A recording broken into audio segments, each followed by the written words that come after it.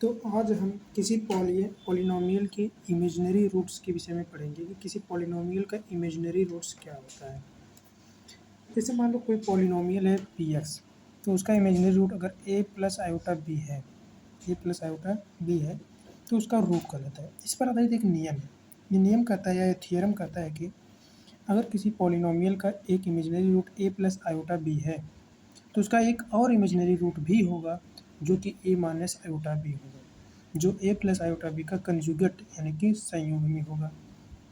इसी को हम सिद्ध करेंगे कि if P of x be a polynomial with real coefficient, मतलब अगर पी ऑफ एक्स एक पॉलिनोमियल हो जिसके पास रियल कोफिशिएंट्स हों और अल्फ़ा नाम का एक यानी ए प्लस आयोटा बी इसका is a root of P of x, यानी कि ए प्लस आयोटा बी एक इसका इमेजनरी रूट हो, तो हम सिद्ध करेंगे कि ये बी जीरो नहीं हो जाएगा, क्योंकि बी जीरो हो जाएगा तो ये वास्तविक हो जाएगा, यानी कि अब संयुग्मी नहीं रह जाएगा, मतलब कि इमेजनरी रूट नहीं रह जाएगा, यानी कि इसका जो मतलब कि किसी भी पॉलिनोमियल का जो इमेजिनरी रूट होता है वो उसका कॉम्प्लेक्स नंबर होता है, यानी कि कॉम्प्लेक्स नंबर जो है उसी को हम imaginary root of the polynomial बोलते हैं। तो जो ए प्लस आयोटा बी है वो एक कॉम्प्लेक्स नंबर है जिसे हम पॉलिनोमियल का इमेजिनरी रूट बोलते हैं।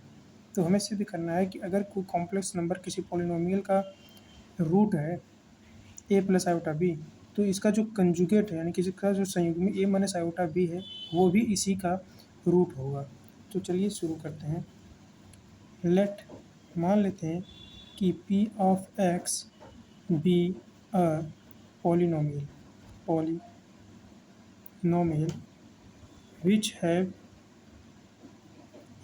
Has alpha is equal to a plus iota b root one root, जिसके पास ए प्लस आयोटा बी के नाम का एक रूट है। अब हमें सिद्ध करना है कि ए माइनस आयोटा बी भी इसका एक रूट होगा। इसके लिए क्या करेंगे, इसके लिए ना हम एफ एक्स में किसी से भाग देंगे। किससे भाग देंगे, मतलब पी एक्स में किसी से भाग देंगे। किससे भाग देंगे, ये चलते हैं। तो वी डिवाइड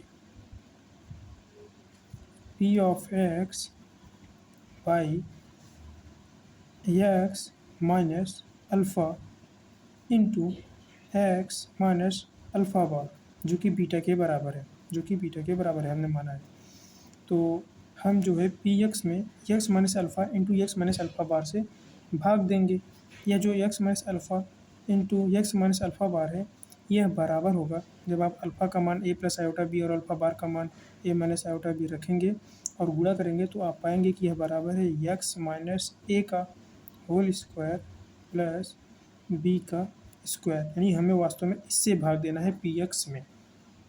इससे भाग क्यों दे रहे हैं पी एक्स में, जब हम इससे इसमें भाग देंगे पी एक्स में, क्योंकि इसका रूट क्या है, पी एक्स का रूट है ए प्लस आयोटा बी, यानी जो एक्स माइनस ए अल्फ़ा होगा यह इसका फैक्टर है। अगर एक्स माइनस अल्फ़ा इसका फैक्टर है तो एक्स माइनस अल्फ़ा से पूर्णतः कट जाएगा, लेकिन हम क्या कर रहे हैं कि एक्स माइनस अल्फ़ा से नहीं बल्कि x minus alpha into x minus alpha bar से भाग दे रहे हैं। तो इस दौरान ये कटेगा नहीं, तो कुछ शेषफल और क्वोशिएंट आएगा। हम अगर किसी तरह यह सिद्ध कर दें कि यह जो शेषफल है यानी जो रिमाइंडर आया है वो जीरो है। अगर रिमाइंडर जीरो यानी कि इससे भाग दिए जो क्वोशिएंट आया और रिमाइंडर आया उसमें रिमाइंडर जीरो है, अगर रिमाइंडर जीरो हो जाता है तो इसका मतलब है कि यह जो टर्म है यह इसको डिवाइड करता है, और हमें पहले से पता है कि यह इसको डिवाइड करता ही है।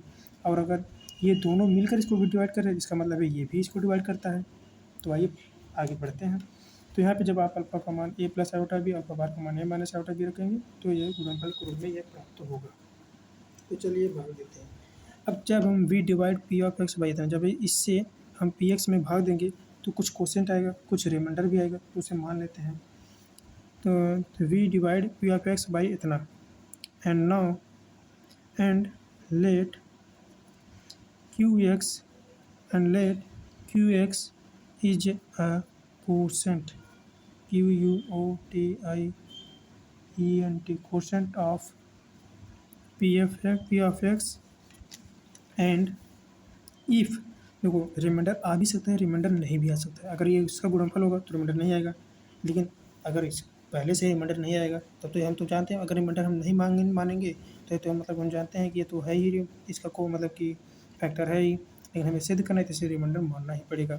तो and let qx is a quotient of p of x or and if remainder exist then it is, तब यह होगा, यानी कि अगर रिमाइंडर अगर एग्जिस्ट करता है तब यह क्या होगा, तब यह r x plus are dash होगा। क्यों r x plus are dash होगा? इसे इसलिए होगा क्योंकि अगर हम ये देखें तो यह एक द्विघाती समीकरण है, यानी एक्स स्क्वायर है। अगर हम एक्स स्क्वायर में किसी चीज़ से भाग दे रहे हैं तो हम भाग तब तक ही दे सकते हैं जब तक जो शेषफल बच रहा है उसकी पावर, यानी आर एक्स की डिग्री, जो डिग्री है इसकी 2 है। हम अगर इससे किसी में भाग दे रहे हैं तो इसमें हम तभी तक भाग दे सकते हैं जब तक इसकी डिग्री या तो 2 से कम ना हो जाए, यानी 2 से कम जब तक ना हो जाए, जब तक डिग्री यानी शेषफल रिमाइंडर की डिग्री 2 से कम नहीं हो पाएगा तब तक हम इससे भाग देते ही जाएंगे। क्योंकि शेषफल तभी आएगा जब इसकी शेषफल की डिग्री हमेशा 2 से कम होनी चाहिए। तो मान लेते हैं ये हो गया, तो हम क्या लिख सकते हैं, बाय डिवीजन एल्गोरिथम, DIVISI हो गया एल्गोरिथम। डिवीजन एल्गोरिथम क्या कहता है कि भाज्य बराबर होता है भाज्य गुणे भागफल प्लस शेषफल, यानी कि पी ऑफ एक्स बराबर होगा एक्स माइनस ए का होल स्क्वायर प्लस बी का square into q x plus r x plus are dash. अब अगर हमसे दिखा दी कि r x plus are dash 0 है तो इसका मतलब है कि जो पी एक्स है पी एक्स को यह चीज़ डिवाइड कर दे रहा है, और अगर यह चीज़ डिवाइड कर दे रहा है इसका, और हम जानते हैं कि यह चीज़ 2 चीज़ों से मिलकर बना है, इसमें से या तो एक पहले से ही गुण मतलब कि इसका फैक्टर ये डिवाइड करता ही है तो ये भी डिवाइड करने लगे, तो इसलिए क्या करेंगे, अच्छा हम जानते हैं जो ये ए प्लस आयोटा भी है ये पी एक्स का वो है, मतलब कि मूल है, रूट है। ए plus iota b p x का रूट है, इसलिए अगर एक्स का स्थान पे ए प्लस आयोटा बी रखेंगे तो जो, यानी कि एक्स का स्थान पे अल्फ़ा रख देंगे तो जो पी ऑफ अल्फ़ा होगा वो 0 होगा ना। Since alpha is a root of P of x therefore, इसलिए जो पी ऑफ अल्फ़ा होगा वो 0 के बराबर होगा, वो 0 के बराबर होगा। पी ऑफ अल्फ़ा जो है 0 के बराबर होगा। अच्छा हम इसे आइडेंटिटी 1 मानेंगे, आइडेंटिटी क्यों मानेंगे, इक्वेशन क्यों नहीं, उसका हम एक डिटेल दूसरा वीडियो बनाएंगे उसमें तो बताएंगे। अभी ये जान लीजिए ये आइडेंटिटी 1 है, तो पी ऑफ अल्फ़ा बराबर होगा 0। तो अभी हम पी ऑफ अल्फ़ा की वैल्यू इसमें रखते हैं, पी ऑफ अल्फ़ा की वैल्यू जब यानी अल्फ़ा जब हम इस इक्वेशन में रखेंगे तो क्या होगा, देखें वी पुट अल्फ़ा इन 1, अगर हम अल्फ़ा को इसमें रखें तो क्या पी ऑफ अल्फ़ा बराबर है अल्फ़ा माइनस ए का होल स्क्वायर प्लस बी का square into Q alpha plus are alpha plus are dash. P of alpha की वैल्यू 0 है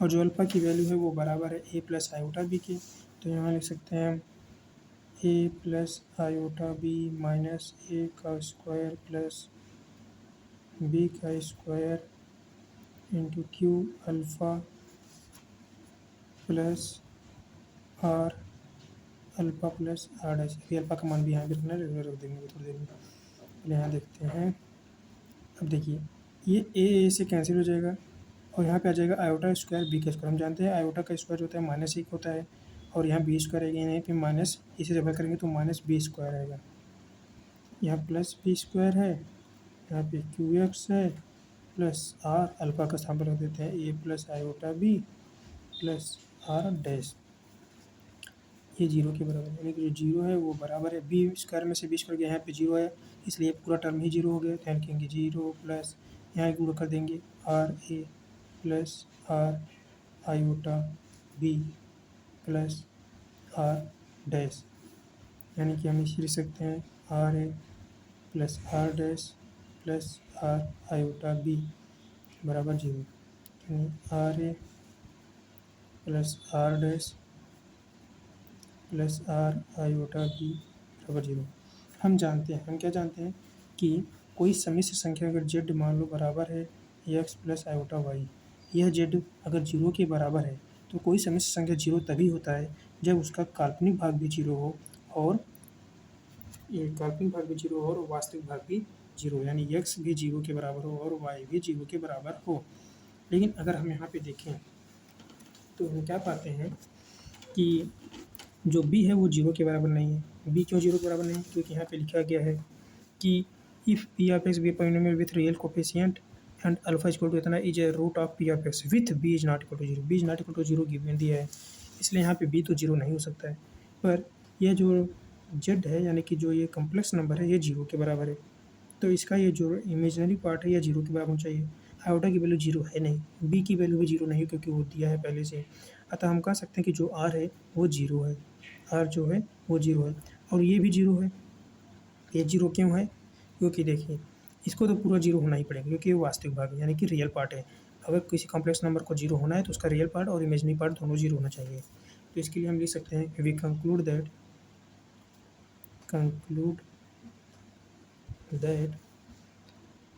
are is equal to zero. यहाँ से हम लिख सकते हैं R is equal to zero क्योंकि बी जीरो नहीं है, आर जीरो नहीं है, एक कॉम्प्लेक्स नंबर जीरो के बराबर है, इसलिए आर को जीरो होना ही पड़ेगा। और क्या? और R A plus are dash is equal to zero. यहाँ पे रियल पार्ट भी जीरो के बराबर है। आर की वैल्यू जीरो है, आर की zero into A plus are dash is equal to zero. It implies that R dash is equal to zero, यानी आर की वैल्यू भी जीरो है, आर डैश की वैल्यू भी जीरो है।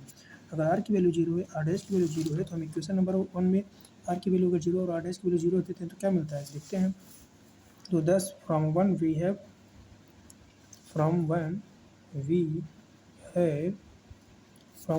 क्या है कि जो p ऑफ x है वो बराबर है, यहाँ पे देखिए